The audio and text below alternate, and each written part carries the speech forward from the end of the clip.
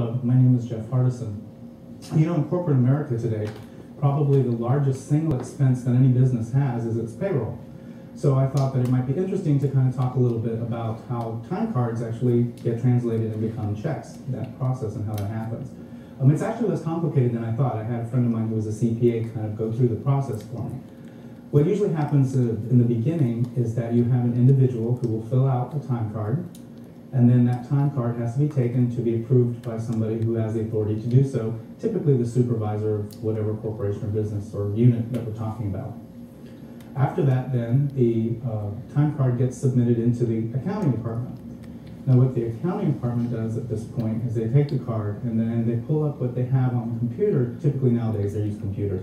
They will pull up a log of all of the employees that work there and match up numbers to ensure that, in fact, the employee is an existing employee, active, because this is one of the first checks that are used in order to prevent someone from trying to embezzle or illegally get money out of a company that they ought not to.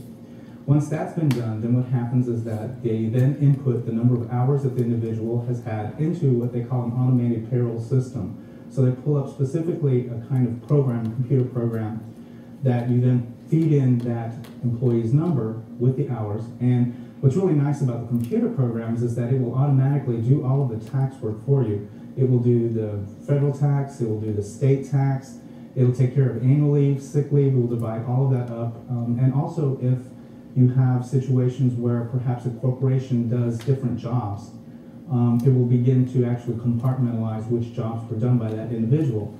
The reason that's so much nicer now in computers that in the days before computers that actually all had to be figured by hand, you can imagine how much time that would have taken for someone to have to do manually.